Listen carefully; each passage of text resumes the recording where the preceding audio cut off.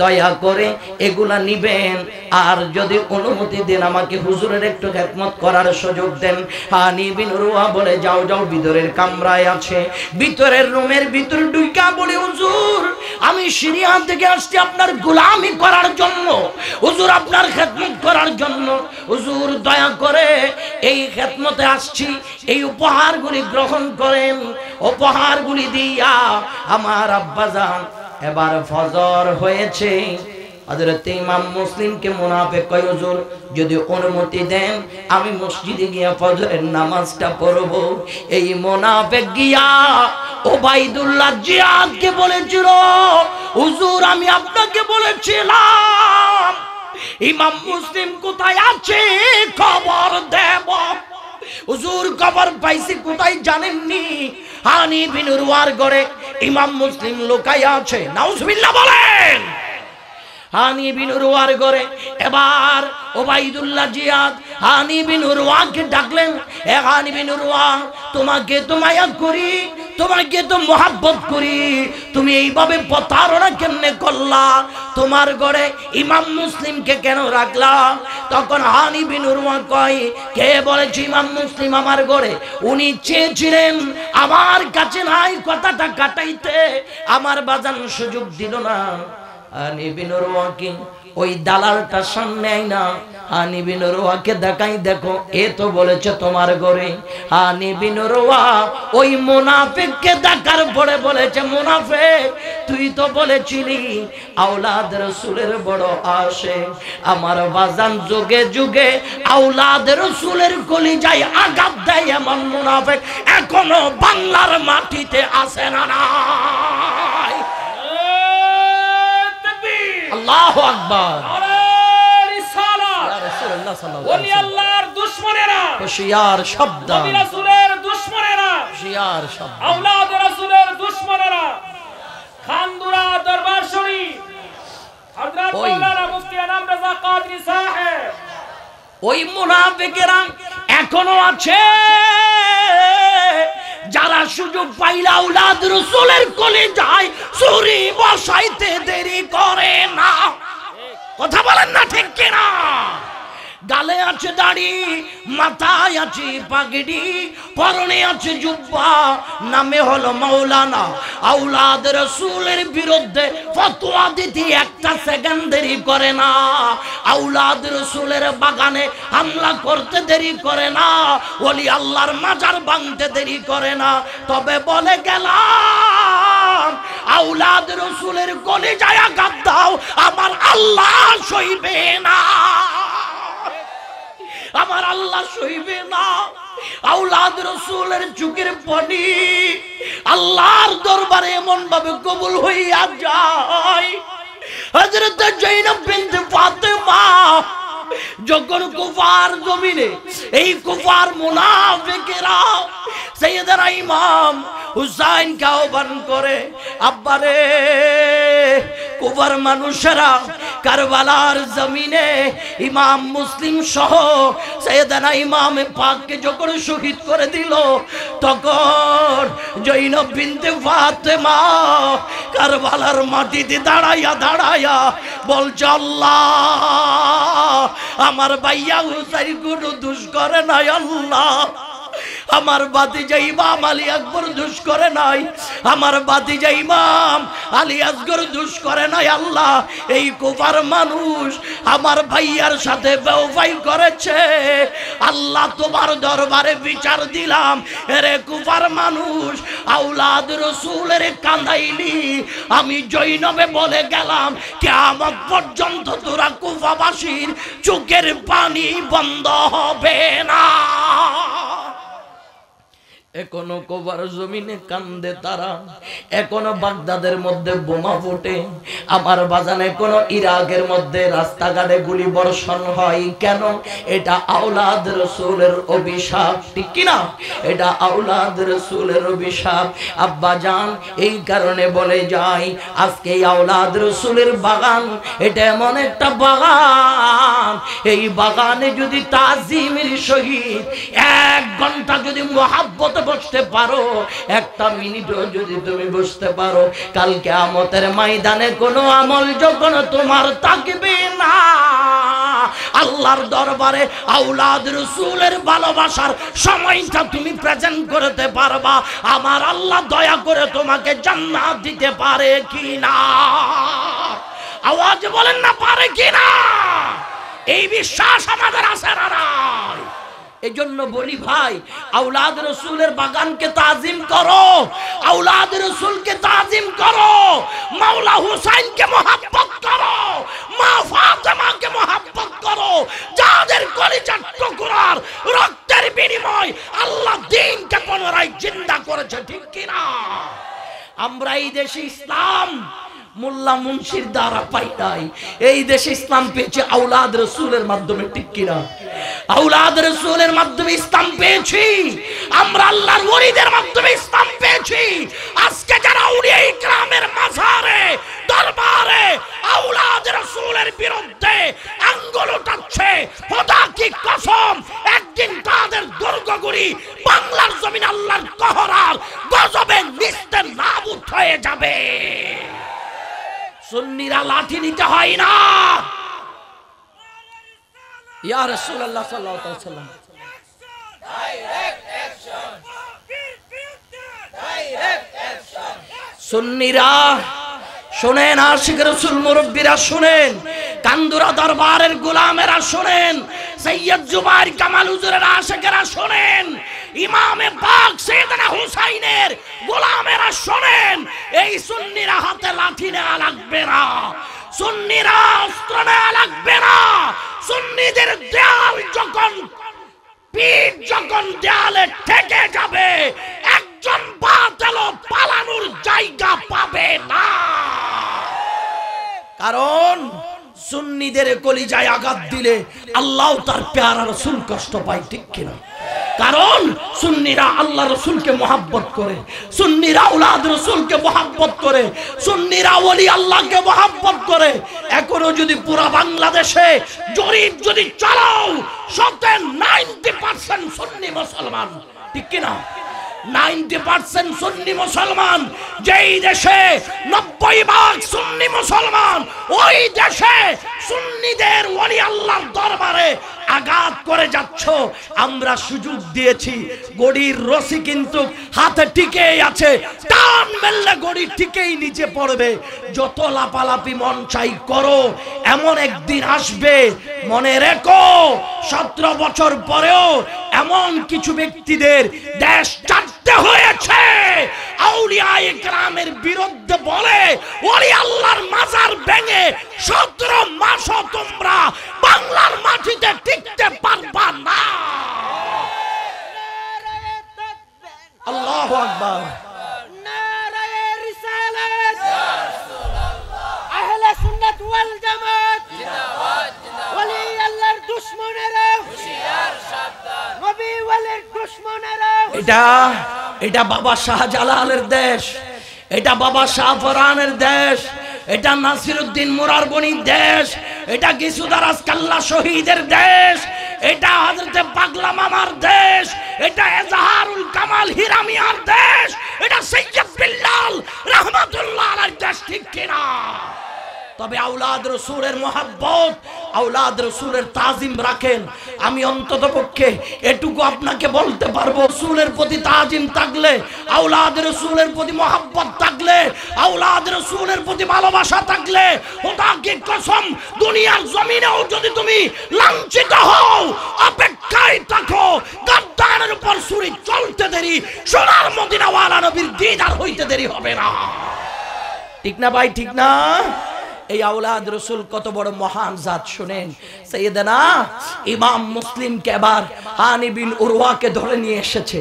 হানি বিন উরওয়াকে বলে, হানি বিন উরওয়া, তুই তোমার গড়ে ইমাম মুসলিমকে জায়গা দিয়েছো, তোমার ঘরে ইমাম মুসলিমকে জায়গা দিয়েছো। তখন হানি বিন উরওয়া বলে, হ্যাঁ দিয়েছি, বলো কি করতে হবে এখন? কয় ইমাম মুসলিমকে আমার হাতে ধরিয়ে দাও। হানি বিন উরওয়া বলে, আমার এক ফোঁটা রক্ত থাকতে আওলাদ রাসূলকে আমি জালিমের হাতে দেব না, আওলাদ রাসূলকে জালিমের হাতে দেব না। এটা বলেছেন। এক পর্যায়ে আওলাদ রাসূলের আশিক হযরত হানি বিন উরওয়াকে শহীদ করে দিয়েছে। আর আওলাদ রাসূল ইমাম মুসলিম যখন কবর পেয়েছে, হানি বিন উরওয়ার ঘর থেকে বের হয়ে তিনি ছুটাছুটি করা শুরু করলেন। তখন আমার ভাইজান হানি বিন উরওয়ার পরিবার বর্গ থেকে বলেছে, হুজুর আপনি একা যাবেন কেন, আমরাও যাই। এই কথা বলে তখন কুফার জামে মসজিদে প্রায় 40,000 মানুষ একত্রিত হয়েছিল, 40,000 মানুষ একত্রিত হয়েছিল। আর ওখান থেকে কুফার বাছাই করা মুরব্বীদেরকে আপনার কুফার গভর্নিং ভবনে বন্দী করে ছাদের উপর উঠাইছে। ওই মুরব্বীদেরকে দিয়ে বলাই, তোমরা যারা ইমাম মুসলিমের পক্ষ নিয়েছো, তোমরা ইমাম মুসলিমের পক্ষ ছাড়ো, আর না হয় এই উবাইদুল্লাহ জিয়াদ আমাদের গর্দান ফেলে দিবে। আমাদেরকে যদি প্রয়োজন হয় তাইলে মুসলিমকে ছাড়ো। 61 হিজরিতে ময়দানে কারবালায় নিজের মা বাবা ভাই বন্ধুর মায়ায় আওলাদ রাসূলের সাথে বেঈমানি যারা করেছে, এই মুনাফিকের দল এখনো বাংলাদেশেও আছে। আওয়াজে বলেন না ঠিক কিনা? এখনো সেই মুনাফিকের দল বাংলাদেশে আছে। মনে রাখবেন সুন্নি মুসলমান, যেইখানে আওলাদ রাসূলের প্রেম নাই, যেইখানে নবী মুস্তাফার প্রেম নাই, যেইখানে ওলিদের প্রেম নাই, সেই বেড়া নিজেকে ইমানদার দাবি করতে পারবে না। আল্লাহ বলে, কুল ইন কানা আবাউকুম ওয়া আবনাউকুম ওয়া ইখওয়ানুকুম ওয়া আজওয়াজুকুম ওয়া আশীরাতুকুম ওয়া আমওয়ালুন ইকতারাফতুমুহা ওয়া তিজারাতুন তাখশাউনা কাসাদাহা ওয়া মাসা ترضونها أحب إليكم من الله ورسوله وجهاد في سبيله فتربصوا حتى يأتي الله بأمره والله لا يهدي القوم الفاسقين। আল্লাহ বলে, এ বেটারা শোন, ঈমান এত সহজ বিষয় না। তোর ছেলে, তোর বাবা, তোর ভাই, তোর স্ত্রী, তোর আত্মীয় স্বজন, তোর ধন সম্পদ, তোর ব্যবসা বাণিজ্য, তোর প্রিয় বাসস্থান, এই 8 প্রকারের জিনিস তোর কাছে যদি আল্লাহ তার রাসূলের চেয়ে যদি প্রিয় হয়, তাহলে আল্লাহর ফয়সালার জন্য অপেক্ষা কর, আল্লাহর ফয়সালার জন্য অপেক্ষা কর। আল্লাহ আপনার ফয়সালা কি? যারা দুনিয়াতে আল্লাহর রাসূলের চেয়ে বেশি এগুলোকে মায়া করে, তারা ফাসিক, তারা মুনাফিক, তারা বেঈমান ঘোষণাকার। আওয়াজ বলেন না ঘোষণাকার। তাইলে এবার চিন্তা করে দেখেন, ইমানদার এমনি মুখে বলা সহজ, ইমান জিনিসটা বাজারে কিনতে পাওয়া যায় না, মার্কেটে কিনতে পাওয়া যায় না। যেইখানে নবীর আওলাদের প্রতি মহব্বত নাই, নবীর প্রতি মহব্বত নাই, নবীর প্রতি তাজিম নাই, ওই জায়গায় কোনো বেটা নিজেকে যদি বলে আমি ইমানদার, তাইলে এটা বানোয়াটি কথা ছাড়া আর কিছুই হইতে পারে না। ইমানের মূল হচ্ছে মাকামে মুস্তাফার প্রেম, ঠিক কিনা? ইমানের মূল হচ্ছে মাওলা হুসাইনের প্রেম, মাওলা হুসাইনের প্রেম, ইমামে হাসানের প্রেম, আম্মা জান খাতুন জান্নাতের প্রেম, মাওলায়ে কায়নাত হুজুর শেরে খোদা আলীর প্রেম, ঠিক না ঠিক? যদি সেই আওলাদ রাসূলকে কষ্ট দেয় আর নিজেকে ইমানদার দাবি করা যাবে? আওয়াজে বলেন, দাবি করা যাবে? বাজারের মালের মতো মুখে বলতে পারবা আমি ইমানদার, কিন্তু আল্লাহর দরবারে ইমানদার হিসেবে কবুল হইতে পারবা না। ইমানদার হিসেবে আল্লাহর দরবারে যদি কবুল হওয়া লাগে, তাহলে নিজের জান মাল আওলাদ রাসূলের কদমে কুরবান দিতে হবে, ঠিক কিনা? আওয়াজে বলেন না ঠিক কিনা?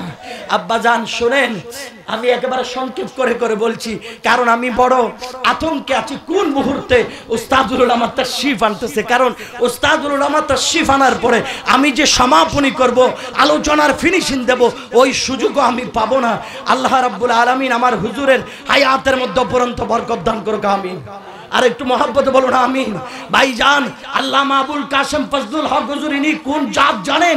যেই জাত বাংলার রাজধানী ঢাকার মুখে কাদরিয়া আলিয়ার প্রতিষ্ঠানের উপাধ্যক্ষ হয়ে বাংলাদেশের প্রত্যেকটা সিটে ডিজিটাল আপনার প্রযুক্তিতে স্যাটেলাইট মিডিয়ার মাধ্যমে যিনি সুন্নিয়তের কথাগুলি বুকের সাহস নিয়ে জাতির সামনে তুলে ধরে তিনি হচ্ছে আল্লামা আবুল কাসেম ফজলুল হক। ঠিক কিনা? হয়তো আপনাদের ভালো লাগবে না, কারণ আমাদের একটা অভ্যাস আছে কি জানেন? টান আর টুন যদি ভালো না হয়, এটা হুজুর একবার ছোট হুজুর, এটা হলো আমাদের একটা কালচার। আমরা এই কালচারে পড়ে আছি বিদায় আমাদেরকে বাতিলরা আজকে আঘাত করার সুযোগ পেয়েছে। ঠিক না? বাতিলরা আঘাত করার সুযোগ পেয়েছে। যতক্ষণ পর্যন্ত অন্তরে সুন্নি আলেমের প্রতি মহাব্বত পরিপূর্ণ রাখতে পারবা না, ততক্ষণ আশেক দাবি করলে চলবে না। সে কি এলাকার আলেম নাকি দূরের আলেম, সে কি মসজিদের ইমাম নাকি মাদ্রাসার প্রিন্সিপাল নাকি ওয়াজি বক্তা, এটা তফাৎ করার বিষয় না। বিষয় হবে একটা, যার মুখে আল্লাহর রাসূলের শান বের হবে সেই হবে মুস্তাফার গোলাম। আর যদি মনে করেন এই আমি আসার সময় নিজের কানে শুনছি অনেকে কি কি বলছে জানেন? কয় এখন তো জিকির দেওয়ার মতো শান দেওয়ার মতো কেউ নাই। পিছন দিয়ে বলছে এই বেটা কি শান দিতে পারবো? আমি আশ্চর্য হয়ে গেলাম, ভাই রে ভাই, শান কি টানা টুনা দিলে এটাই শুধু শান? আল্লাহর রাসূলের শান কি আর নাই? এটাই শান মনে করলেন? হ্যাঁ, জিকির করে এটা খারাপ কাজ, এটা ভালো কাজ, মুহাব্বতে করে তো সবাই করতে হবে এমন তো কোনো কথা না।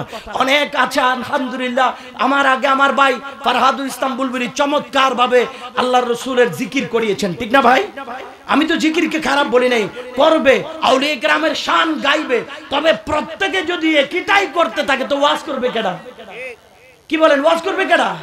সময় সব কটা মিলিয়ে পাইছি আধা ঘন্টা, ওখানে যদি আমার 20 মিনিট যদি শান গাইতে যায় তো আমি 10 মিনিটে কি কথা বলবো? তো আমার তো একটু কথা বলার দরকার। ঠিক না ভাই?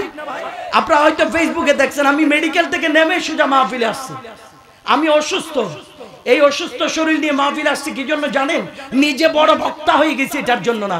আওলাদ রাসূলের জবানে বলেছে বাবা আপনাকে আওলাদ রাসূলের বাগানে আসতে হবে, ওই কারণে হাজির দিয়েছি। আল্লাহ চাইলে অতীত জীবনের গুনাহ আওলাদ রাসূলের উসিলায় মাফ করতে পারে কিনা এই বিশ্বাস আছে না? না, আপনাদেরকেও বলছি ওই বিশ্বাস নিয়ে এই আওলাদ রাসূলের বেলায়েতের বাগানে, বেলায়েতের আঙ্গিনায় 1 মিনিট বসো, 1 মিনিট বসো। এটা আমি তোমাকে ওয়াদা দিলাম, ওই 1টা মিনিট কাল কিয়ামতের ময়দানে যেই দিন একদিন দুনিয়ার 50,000 বছরের সমান হবে, ওই দিন তোমার এখানে বসা 1 মিনিটটা তোমার জীবনের জন্য একটা নাজাতের ওসিলা হয়ে যাবে। ঠিক কিনা? বিশ্বাস আছে না নাই? শোনেন, এই জন্য বলছি ভাই, সময় কম বিদায় সুযোগ পাইতে খুব কষ্ট হবে, এই জন্য লম্বা করা যাচ্ছে না। শোনেন, তখন ইমামে মুসলিম রাদিয়াল্লাহু তাআলা দেখছে মাগরিবের নামাজের পরে সালাম ফিরাইয়া অনলি 3 জন মানুষ, যেই কুফার মানুষগুলা 40,000 হুজুর আসতেছে মনে হয় নাকি,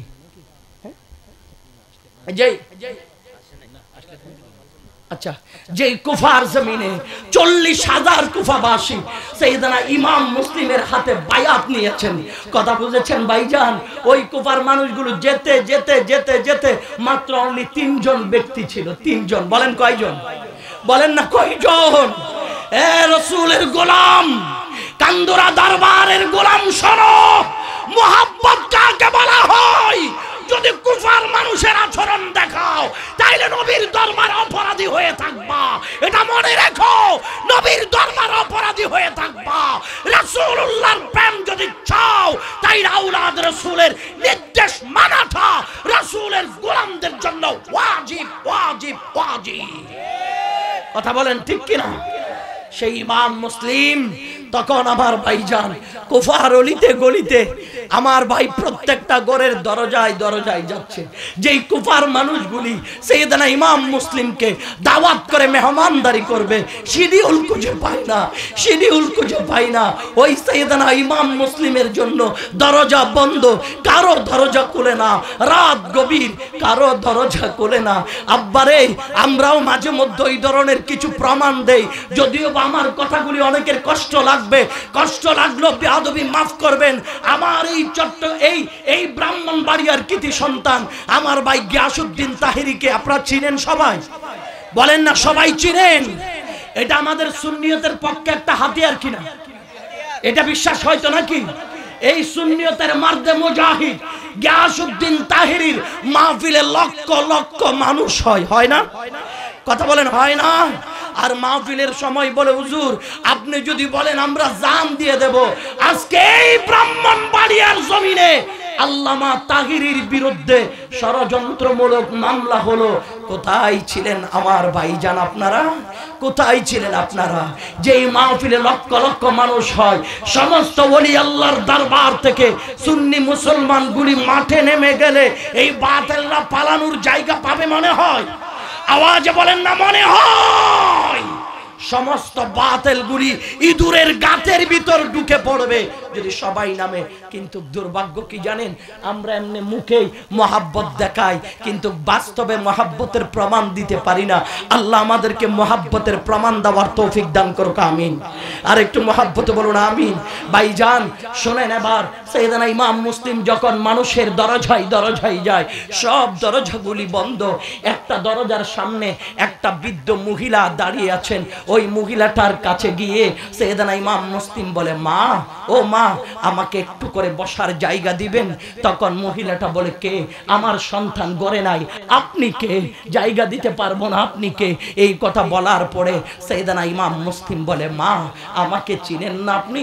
আমি হলাম সেই মানুষ যার নাম ইমামে মুসলিম, যাকে মাওলা হুসাইন এই কুফার জমিনে রাসূলের গোলামদের প্রতিনিধি বানাইয়া পাঠাইছিল। সুবহানাল্লাহ বলেন। আর একটু জোরে বলেন না সুবহানাল্লাহ। অন্য কোনো মেহমান আছে?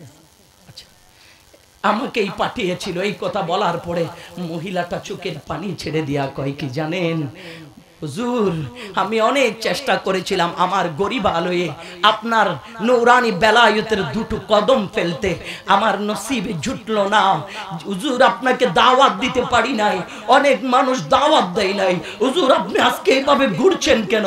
আপনি এইভাবে মানুষের দরজায় দরজায় কেন? তখন সাইয়েদনা ইমাম মুসলিম জবাব দিয়েছে, মা, এই কুফার মানুষ আমার ভাইজানকে বলে আমাকে এনেছেন। মা, আমি তো জানি আমাকে এই কুফার পশু ওবাইদুল্লাহ জিয়াদের হাতে আমাকে রক্তে রঞ্জিত হওয়া লাগবে, আমাকে শাহাদত বরণ করা লাগবে, এতে কোনো সন্দেহ নাই। মারে, আমি শুধু আফসোস করি, আমি শুধু টেনশনে পড়েছি। আমি শুধু টেনশনে পড়েছি কি, সেটা হচ্ছে আমি মাওলা হুসাইনকে আহ্বান করেছি। মাওলা হুসাইন যেন এই কুফার জমিনে তাশরীফ আনে। মাওলা হুসাইনের সাথে যদি আচরণ করে আমি ইমামে মুসলিম সহ্য করতে পারবো না। এই কথা বলার পরে তখন মহিলাটা বলল, হুজুর আসুন না, আপনার পবিত্র কদমটা আমি মহিলার গরিবা লয়ে রাখেন, আমার ঘরটা ধন্য করেন। সাইয়েদনা ইমাম মুসলিম ভিতরে তাশরীফ আনলেন, আরাম ফরমাচ্ছেন, এবার ঘুমিয়ে পড়েছেন। আর যখন ওই মহিলার সন্তান এজিদের দালাল সম্পদের লুপ সবার কাছে থাকে, ভালো মানুষের করে অনেক সময় আল্লাহর পরীক্ষার জন্য খারাপ মানুষের জন্ম নেয়, ঠিক কিনা? আওয়াজে বলেন না ঠিক কিনা? তখন মা বলে, এ বেটা, আজকে আমি বড় ধন্য, জানো বেটা কি হয়েছে? তখন ছেলে কয়, মা কি হলো বলো। মা বলে, বাবারে, যে ইমামে পাক সাইয়েদনা ইমাম মুসলিমকে দাওয়াত দেওয়ার জন্য কুফার মানুষগুলো পাগল হয়েছে, সেই ইমামে মুসলিমের নূরানি বেলায়েতের কদম আজকে আমার ঘরে পড়েছে। সুবহানাল্লাহ বলেন। আর জোরে বলেন না সুবহানাল্লাহ। আমার বাজান এই কথা বলার পরে জালিম বলে কি, হাই হাই, আমি যারে খুঁজি এই ওবাইদুল্লাহ জিয়াদ পুরস্কার ঘোষণা করেছে, যার গর্দান বুঝিয়ে দিতে পারলে সে আমার ঘরে শিকারী আমার সামনে কত আনন্দ উল্লাস করে মনে মনে তৃপ্তি মিঠায়। মাকে বলে না, মাকে বললে মা কিছু বলবে, এই জন্য বলে না। আব্বাজান দেখা গেল সকাল হতেই দেরি, ওবাইদুল্লাহ জিয়াদের কাছে গিয়ে বলেছে, সৈন্য সেনা পাঠান, ইমাম মুসলিম তো আমার ঘরে। এই সকাল থেকে যুদ্ধ শুরু, সাইয়েদনা ইমাম মুসলিমের সাথে এক পর্যায়ে সন্ধ্যা হয়ে গেল। আমার ভাইজান, যখন এজিদ বাহিনীরা সাইয়েদনা ইমাম মুসলিমকে যখন গ্রেফতার করতে পারে না, ইমাম মুসলিমকে যখন আটকায়া নিয়ে যেতে পারে না, তখন দূর থেকে ইট পাটকেল লাঠি চোটা নেজা বল্লম সাইয়েদনা ইমাম মুসলিমের শরীরের দিকে ছুটে মারছে, নিক্ষেপ করছে। একটা পর্যায়ে নূরানি চেহারা মুবারক থেকে, দন্দন মুবারক থেকে রক্ত মুবারক ঝরে ঝরে পড়ছে। ইমাম মুসলিম বৃদ্ধ মাটাকে বলে, মা যদি পারেন আমাকে গ্লাস পানি দেন। মা পানির গ্লাস দিয়েছে, এইভাবে টুট লাগাইতে দেরি হোমে পাক পরে পানির গ্লাস লাল হয়ে গেছে। কই মা খেতে পারবো না, আরেক গ্লাস দেন পারলে। ওই গ্লাসটাও মুখে দিতে পানিগুলো লাল হয়ে গেল। তৃতীয় নাম্বার 3 বারে যখন এক গ্লাস পানি দিয়েছে, ইমামে মুসাদ্দাদ মুবারক জোরে পানির গ্লাসে পড়ে গেছে। ইমামে মুসলিম বলে, মা হয়তো দুনিয়ার পানি, আমি ফাতেমার ফুল, আমি মদিনার বাগানের ফুল, আমি মুসলিমের নসিবে নাই। ইমাম মুসলিম আর সেই কারবালার ময়দানে কুফার মাটিতে ইমামে মুসলিম আর পানি পান করতে পারে নাই। এই ইয়াজিদের দোসরেরা, ইয়াজিদের জালিমেরা, কমবক্ত বিয়াদবেরা ইমাম মুসলিমকে কুফার গভর্নিং ভবনে নিয়ে গেছে, অমানসিক নির্যাতন শুরু করছে। আর আমার দেশের দাড়িওয়ালা মৌলবী গালে দাড়ি রেখে মসজিদের মিম্বরে বসে সে বলছে, কমবক্ত এজিদ নাকি তাহাজ্জুদ গুজারি ছিল। উচ্চ আওয়াজে বলেন নাউজুবিল্লাহ। যার নির্দেশে, যার হুকুমে, যার কথায় আওলাদ রাসূলের কলিজা বের করেছে, যার নির্দেশে আওলাদ রাসূলকে শহীদ করেছে, সে নাকি তাহাজ্জুদ গুজারি, সে নাকি নামাজি। এই কথা যেই মাওলানা বলে, এ মুসলমান আলেম হওয়া লাগবে না, সাধারণ সুন্নি মুসলমান জবান করে জবাব দাও, ওই মাওলানার কি ঈমান আছে? আওয়াজে বলেন ঈমান আছে। কারণ যার মুখে নবীর দুশমনকে ইমানদার বলে, আওলাদ রাসূলের দুশমনকে বলে সে তাহাজ্জুদ গুজারি, তার কোনো অপরাধ ছিল না। বড় আশ্চর্য ধরনের ঘটনা। আজকে আমরা সাইয়েদনা ইমামে পাক, সাইয়েদনা ইমামে হুসাইনকে ভালোবাসলে আমাদের বিরুদ্ধে ফতোয়া দেয়। যতই ফতোয়া দেও না কেন, কোনো কিছু আসে আর যায় না। আওলাদ রাসূলের আশিকরা একটা জিনিসের অপেক্ষায়, কাল কিয়ামতের ময়দানে সেই দিন দেখবা আওলাদ রাসূলের সেই কতলের তাবু যেটা হবে মাকামে কতল, যেই মাকামে কতল তাবু ইমামে হুসাইনের হবে, এই রাসূলের গোলামরা ওই ইমাম হুসাইনের তাবুর মধ্যে ছায়া নিবে। ঠিক কিনা? আওয়াজে বলেন না ঠিক কিনা? আব্বাজান শুনেন, এরপরে সাইয়েদনা ইমাম মুসলিম রাদিয়াল্লাহু তাআলা আনহুকে শহীদ করা হলো, ওনাকে শহীদ করা হলো। এরপরে শেষ পর্যন্ত দেখা গেল ওনার শাহাদতের ঘটনা খবর পাওয়ার পরে ওই যে কাজী শরাইক বলেছিলাম, যিনি কাজী সাহেব ছিলেন, যার কাছে ইমাম মুসলিমের 2 শাহজাদাকে দিয়েছেন, ইমাম ইব্রাহিম, ইমাম মুহাম্মদ, এই 2জন শাহজাদাকে হযরতে কাজী শরাইক এভাবে জড়িয়ে ধরে চোখের পানি ছেড়ে দিয়ে বলে, আব্বু, আব্বু রে, আপনাদেরকে মদিনার রাস্তায় আজকে পৌঁছিয়ে দেব। ওনার ছেলে ছিল কাজী আসাদ। কার? কাজী শরাইকের ছেলে। কাজী আসাদকে বলে, বেটায় দিগায় আওলাদ রাসূলের বাগানের 2টো ফুলকে নিয়ে মদিনার রাস্তাটা দেখাই দিবি, কোন একটা ব্যবসায়ী কাফেলার মধ্যে তাদেরকে বুঝিয়ে দিবি, তারা যেন এই মদিনার ফুল 2টাকে সোজা মদিনায় পাকের দিকে নিয়ে যায়, মদিনায় পাকের দিকে নিয়ে যায়। তখন কাজী শরাইক যখন চোখের পানি ছেড়ে দিয়ে কাঁদতেছে, হযরত ইমাম ইব্রাহিম, ইমাম মুহাম্মদ কয়, চাচা এতদিন ধরে আপনি আমাদেরকে খাওয়া দাওয়া দিয়েছেন, আমাদেরকে ভরণ পোষণ দিয়েছেন, আমাদেরকে ঘুম পাড়িয়ে দিয়েছেন, আপনার চোখে পানি দেখি নাই, আজকে আমাদের কাছে বিদায় দেওয়ার বেলায় আপনার চোখে পানি কেন? চাচা বলুন, আমার আব্বাজান ইমাম মুসলিম আছে কিনা? আল্লাহু আকবার। চাচা আমাদের কাছ থেকে লুকাবেন না, বলুন আমার আব্বাজান ইমাম মুসলিম কি আছে? তখন বলল, বেটা তোমরা তো বুঝতে পেরেছো, সাইয়েদনা ইমাম মুসলিম আর নেই, তোমাদের আব্বা চলে গেছে, তিনি পর্দা শরীফ করে ফেলেছে। তখন 2 ভাই, এক ভাই আরেক ভাই কিছু জড়াই ধরে চোখের পানি ছেড়ে দিয়ে কান্দে। কাজী শরাইক বলে, আব্বু তোমরা কাঁদিও না, তোমাদের কান্নার আওয়াজ শুনলে তখন এজিদের দালালেরা তোমাদেরকে ওবাইদুল্লাহ জিয়াদের কাছে নিয়ে যাবে। কাজী সুরাই কুনার ছেলে কাজী আসাদকে বলে, আমার এই রসুলের বাগানের 2 ফুলকে একটা কাফেলা দিয়ে মদিনার রাস্তাটা দেখিয়ে দাও বাবা। তখন বের হয়ে একটি কাফেলা অনেক আগে চলে গেছে, বলছে এটার পেছন পেছন গেলেই আপনারা কাফেলাটা পাবেন, যেইগুলার ধুলায় কোনো দেখা যাচ্ছে হয়তো পেয়ে যাবেন। হাঁটতে থাকেন, হাঁটতে হাঁটতে ফজর হয়ে গেছে। আমার বাজান মদিনার রাস্তা খুঁজে পাই নাই। শেষ পর্যন্ত একটা লোক দেখেছে, লোকটাকে জিজ্ঞেস করে, চাচা আমাদেরকে একটু মদিনার রাস্তাটা দেখাই দেন না। লোকটা কয়, তোমরা ছোট মানুষ, অনেক দূর মদিনার রাস্তা, ওখান রাস্তা তোমরা কি করবা, তোমরা কে, পরিচয় দাও। তখন বলছে, আমরা 2 জন হলাম ইমামে মুসলিমের শাহজাদা, ইমামে মুসলিমের শাহজাদা।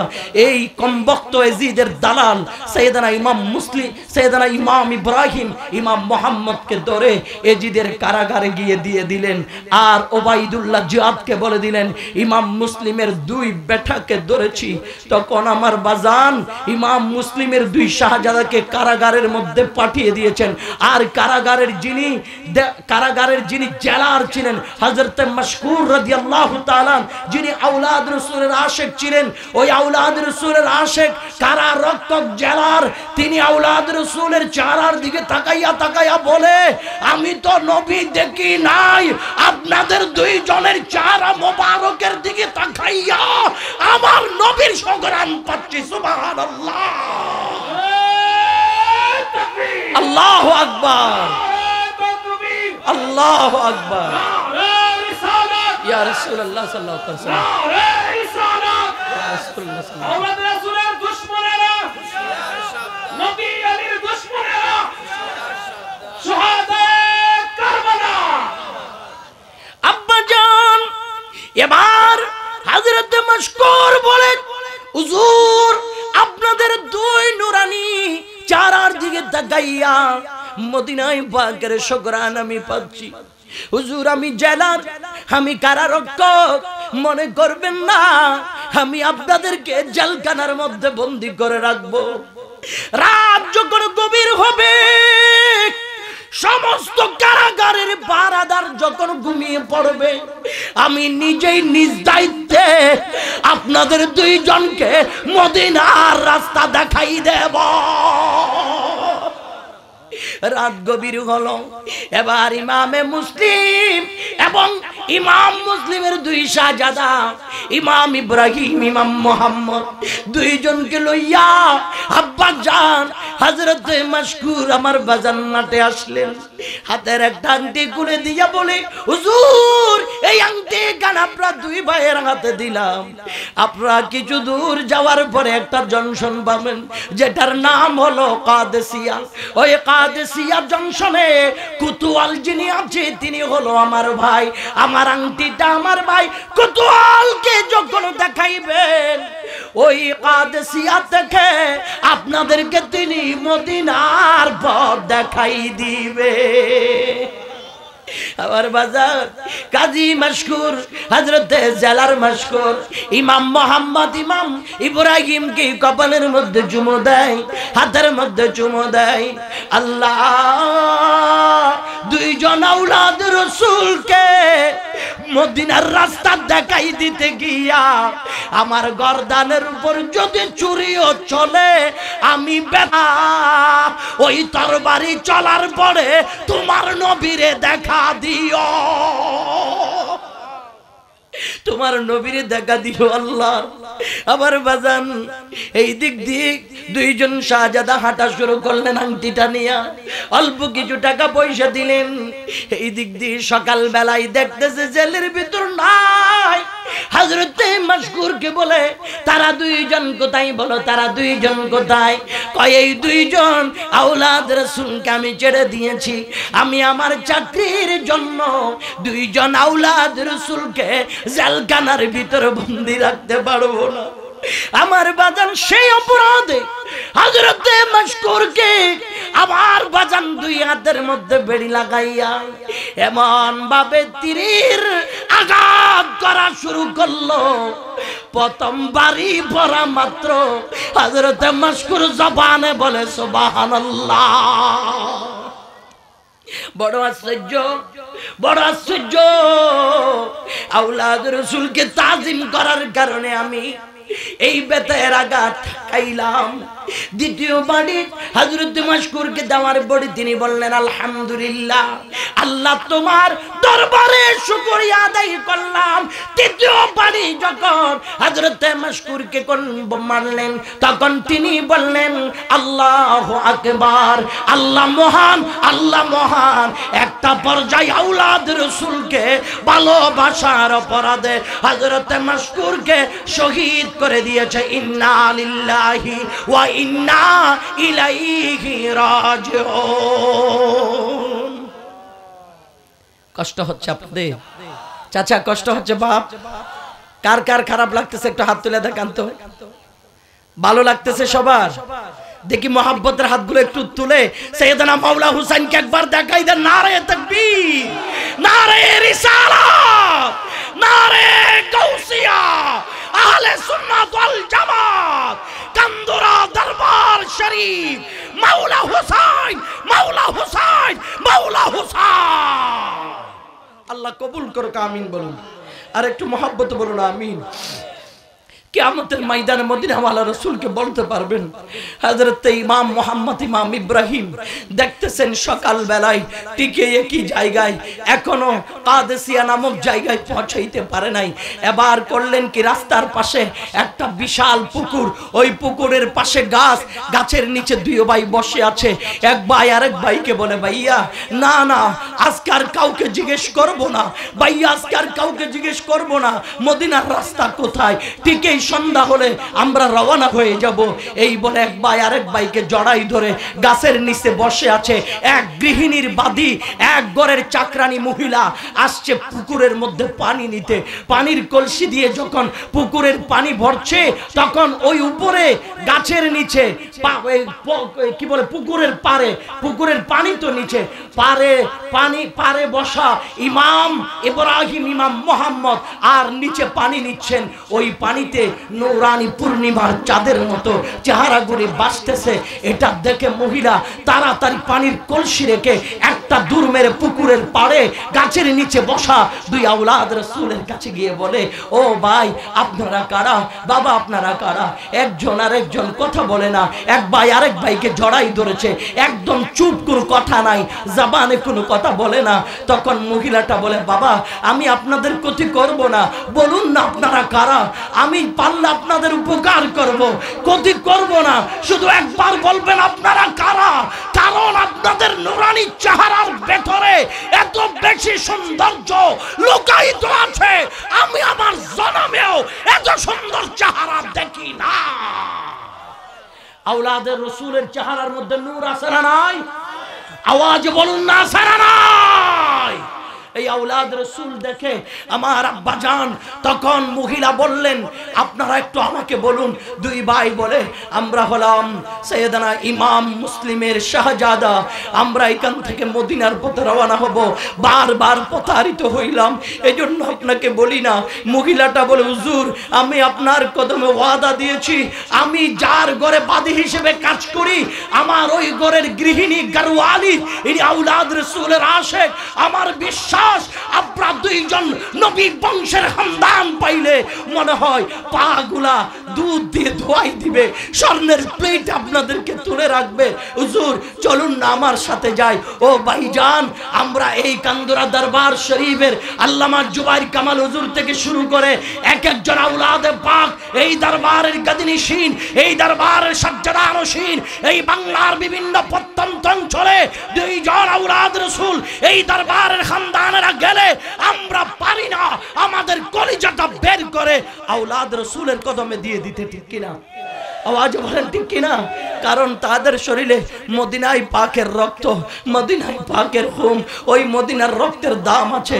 আর ইমাম মুসলিমের দুই শাহজাদার কথা তো বলতেই হয় না, ওখান থেকেই তো আওলাদ রাসূলের ধারাবাহিকতা শুরু। তখন ইমাম মুহাম্মদ ইমাম ইব্রাহিমকে পানির কলসি ফেলে দিয়া ওই বাদী দুই কুলে নিয়ে ঘরের সামনে গিয়ে বলে, মা দরজাটা খোলো, প্রতিদিন আমি পানির জন্য যাই, কলসি ভর্তি পানি কোমরে ধোলায়া ধোলায়া আনি, ও মা দরজা খুলে দেখো আজকে পূর্ণিমার চাঁদ দুইটা আপনার ঘরের সামনে হাজির করে দিলাম।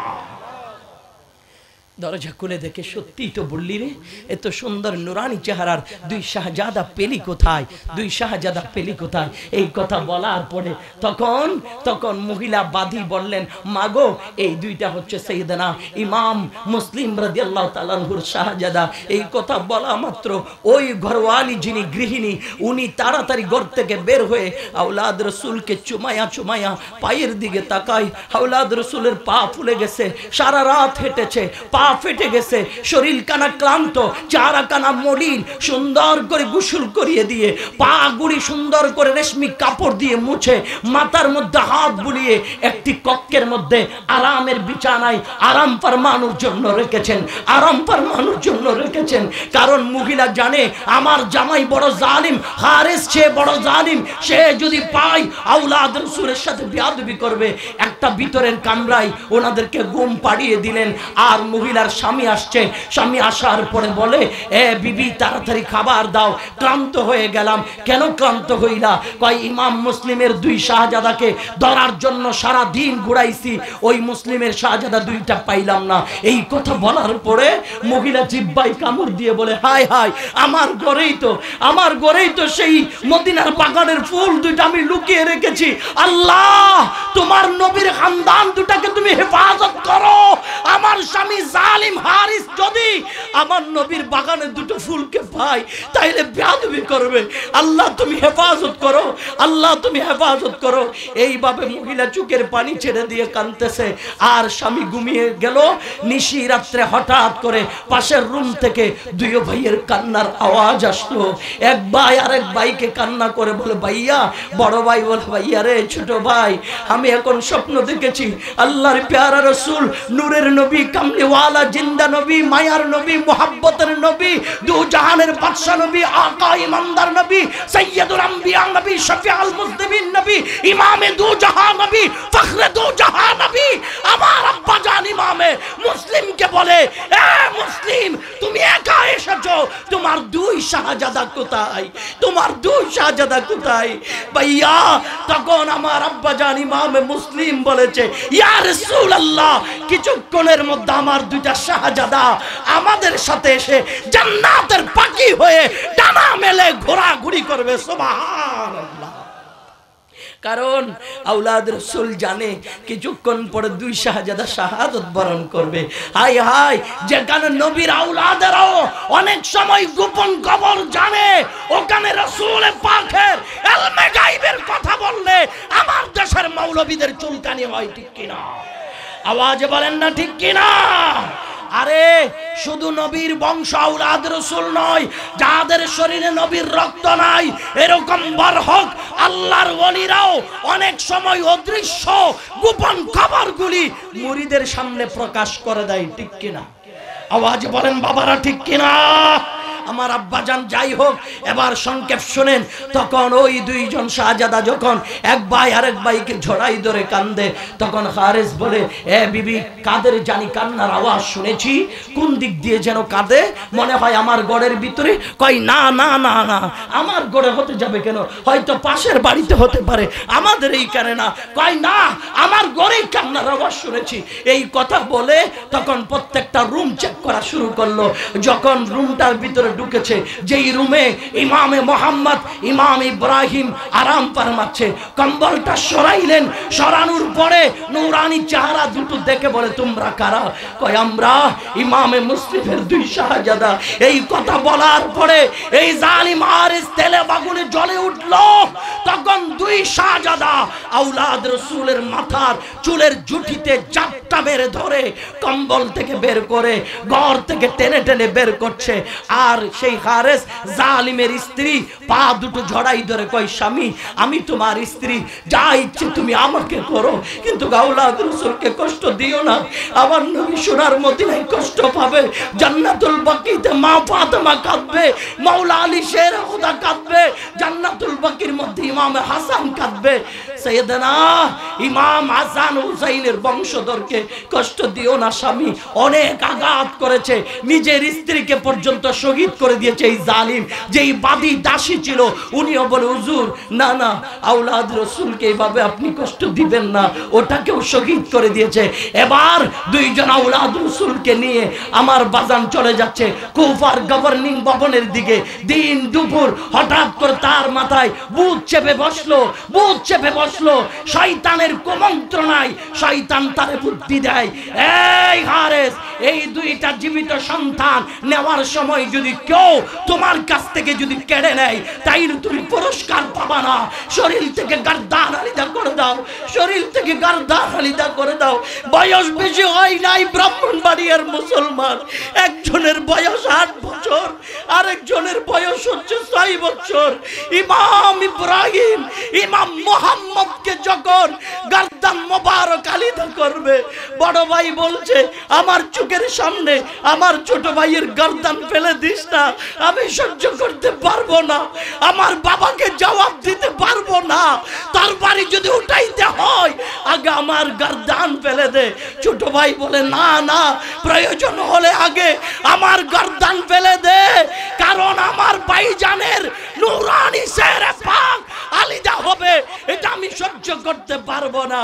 ওই জালিম দয়া হলো না, মায়া হলো না, দুইজন শাহজাদাকে, দুইজন আওলাদ রাসূলকে একসাথে বলে মৃত্যুর স্বাদ যখন এত বেশি, দুইজনের গর্দানের উপর ছুরি চালাচ্ছে, পুরা জমিন তার করে কাঁপতেছে, আকাশ কম্পিত, গাছ বাস লতা পাতাগুলি তার করে কাঁপতেছে। আওলাদ রাসূলের গর্দানে ছুরি উঠতেছে, আওলাদ রাসূলের গর্দানে ছুরি উঠতেছে। ও পৃথিবীর মুসলমান, ওই আওলাদ রাসূলকে যারা জবাই করে তারা ইমানদার না বেঈমান? আজকে আমার বাংলাদেশে এই জালিম মোল্লারা, বেঈমান মোল্লারা ওই আওলাদ রাসূলের দুশমনকে ইমানদার বলে, তাহাজ্জুদ গুজারি বলে, এদের জন্মের পরিচয় না, এদের জন্মের পরিচয় নাই। কারণ যারা আওলাদ রাসূলের শানে বেয়াদবি করে, যারা নবীর আওলাদকে কষ্ট দেয়, এরা আমার রাসূলকে কষ্ট দেয়। এই নবীর আওলাদের প্রতি মহব্বত, ভালোবাসা, এটা শুধু নবীর কথা না, কুল্লা আসআলুকুম আলাইহি আজরান ইল্লাল মাওয়াদ্দাতা ফিল কুরবা। জোরে বলুন আল্লাহু আকবার। হাবিব কথা আমার বলবেন আপনার নবুয়তের জবান মোবারকে, আপনি বলুন কোন প্রতিদান চাই না, উম্মত কোন বিনিময় চাই না, কোন প্রতিদান চাই না, সব কিছুর বিনিময়। এই উম্মত, আমার রাসূল আল্লাহর কালাম, রাসূল বলছে সব কিছুর বিনিময় আমার আহলে বাইত, আমার পরিবার, আমার বংশ, আমার রক্ত, আমার কওমে পাকের মহব্বত। জুড়ে বলুন না সুবহানাল্লাহ, আর একটু জোরে বলুন না সুবহানাল্লাহ। ওই আওলাদ রাসূলকে মহব্বত করার কথা বলেছেন কে? কথা বলেন না, কে বলেছেন? ইয়াজিদকে মহব্বত করার কথা বলেছে এমন কোন প্রমাণ কোরআন হাদিসে আছে? ইজমা কি আছে? ফাতা ফতোয়ার কিতাবে আছে? কোন ফিকহ ফতোয়ার কিতাবে নাই, তারিখের কিতাবে নাই, কোন ইতিহাসে নাই আওলাদ রাসূলের দুশমনকে মহব্বত করা। সুতরাং আওলাদ রাসূলের দুশমনকে যারা ভালো বলে তাদের জন্মের পরিচয় নাই, নাই, নাই। তারা জারস সন্তান। কথা বলেন ঠিক কিনা? তারা জারস সন্তান। এই বাংলার মসনদে বসে এমন অনেক জালিম বর্তমানে আছে যারা আওলাদ রাসূলের বিরুদ্ধে কথা বলে, ঠিক কিনা? সুন্নি মুসলমান, আজকে কান্দরা দরবার শরীফে লক্ষ লক্ষ গোলামে রাসূল, আশিকে রাসূল হাজির হয়েছো, হাত তুলে ওয়াদা দাও আওলাদ রাসূলের বিরুদ্ধে কোনো কথা হলে মাঠে চাপিয়ে পড়তে রাজি আছো কিনা? আল্লাহু